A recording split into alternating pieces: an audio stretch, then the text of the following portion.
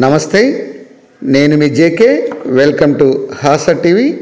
కర్నూలు నుంచి ఆలూరు వరకు వెళ్ళేటువంటి ప్రధాన రహదారిపై గుంతలు పూడ్చేందుకు నిధులు మంజూరు చేశారు.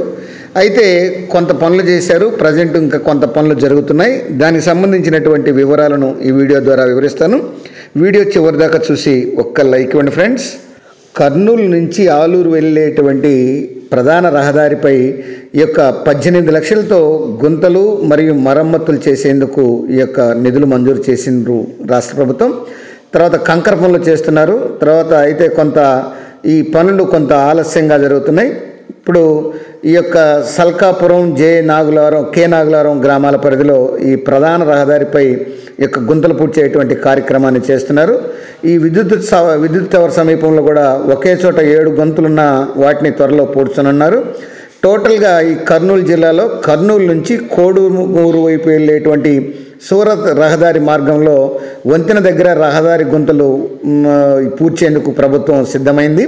అట్లనే పెంచికలపాడు గ్రామ పరిధిలో పలుచోట్ల గుంతలు పూడ్చేందుకు ఈ యొక్క రాష్ట్ర ప్రభుత్వం సిద్ధమైంది.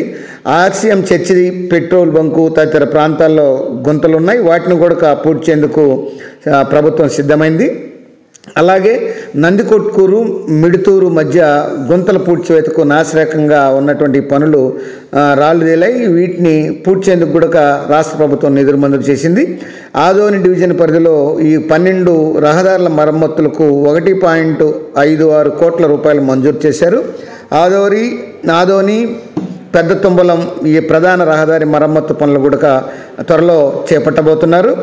ఇక గుంతకల్లు, తుంగభద్ర రోడ్డు అంటే పెద్ద తుంబలం మీదుగా మరమ్మతులకు 22.50 లక్షలు మంజూరు చేశారు. ఈ పనులు కూడా ప్రారంభమయ్యాయి, జరుగుతున్నాయి. అట్లనే ఆదోని పట్టణం నుంచి పెద్ద తుంబలం గ్రామం వరకు 150 పైగా ఉన్నటువంటి గుంతలను పూడ్చేందుకు రాష్ట్ర ప్రభుత్వం సిద్ధమైంది.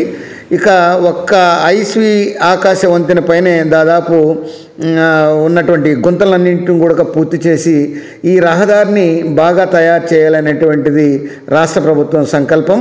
టోటల్గా ఏది ఏమైనా కర్నూలు, నంద్యాల ప్రాంతాల జిల్లాల్లో ఈ యొక్క 5 ఏళ్ల పాటు వీటిని పట్టించుకునేటువంటి సందర్భాల్లో ప్రజెంట్ ఉన్నటువంటి ఈ యొక్క గుంతలను, మరమ్మతులను చేపట్టేందుకు కూటమి ప్రభుత్వం నిధులు మంజూరు చేయడం, త్వరలో కొన్ని పనులు ప్రారంభమయ్యాయి, మరికొన్ని పనులు త్వరలో ప్రారంభించబోతున్నారు.